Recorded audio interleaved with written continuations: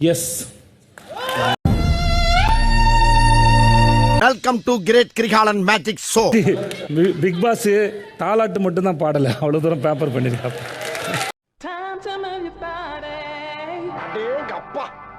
எங்களுக்கு என்னவாக இருந்தாலும் எல்லாரும் அந்த வீட்டில் இருக்க பிள்ளைகள் தான், செல்லங்கள் தான், அவங்கள சமூகம் மட்டும் தான் நாங்கள் பார்ப்போம். நீர மற்றவங்களுக்கு பதில் சொல்ற மாதிரி சொல்லாத. மற்றவங்க பதில் சொல்றேன்னா அவ அறிவுக்கு அது ரீச்சே ஆகாது. இருக்காங்க ஆனந்தியை பேர நான் எவ்வளவு நம்புறேன்.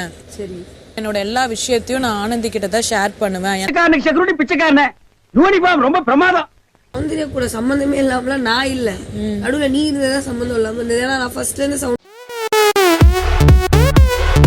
ஒரு 3 பேர் க்ளோஸ் அப் வச்சாங்க, அதுதான் கை தட்டினாங்க. ஆனா அந்த 3 பேர் யாரும் நான் சொல்ல மாட்டேன்.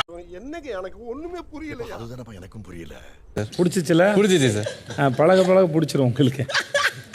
நல்லா ஏய் ஃபூல், அவன் நம்மள கலாய்க்கறான்டா. என்னமோ பண்ற, ஏதோ ஒன்னு பண்றானா அது உங்களுக்கு பிடிச்சிருக்குனா அது உங்களுக்கு பிடிச்சிருக்கு, அவ்வளவுதான். நம்மளால மாத்தவே முடியாது.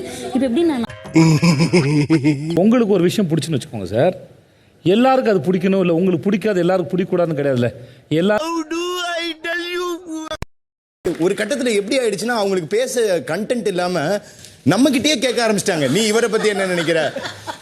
சரி, நான் செவனே தானா போய்க்கிருந்தேன். யாரு வம்பு தும்புக்காச்சும் போனா இப்பதான் எங்களுக்கு புரிஞ்சது எவ்வளவு அடிச்சாலும் தாங்குவோம்ப்பா அப்படின்ற அளவுக்கு நாங்க எங்களை புரிஞ்சுக்கிட்டோம் சார். நம்பனாதான் சோறு போடுன்னு தாத்தா சொன்னாரு, அதுல இருந்து நம்பிட்டேன். நீங்க சாப்பிடுறீங்களா? இல்ல உண்மைதான். போலியா எப்படா சண்டைக்கு வருவீங்க, வாங்கடா வாங்கடான்னு கேட்டுக்கிட்டே இருக்காங்க. இல்லப்பா இல்ல, சண்டைக்கு வாடா, நீ வேணா சண்டைக்கு வா. எஸ். எனக்கு ஜாலியா இருக்குன்னு. ஆனா உன்கிட்ட இருந்து நான் கத்துக்கிட்டது அந்த மெச்சூரிட்டி, நீ ஒரு விஷயத்தை யோசிக்கிறது, அந்த பாசிபிலிட்டி, ப்ராபபிலிட்டி. என்னென்ன சொல்றான் பாருங்க, கம்பி கட்டுற கதையெல்லாம் எடுத்து போடுறாங்க.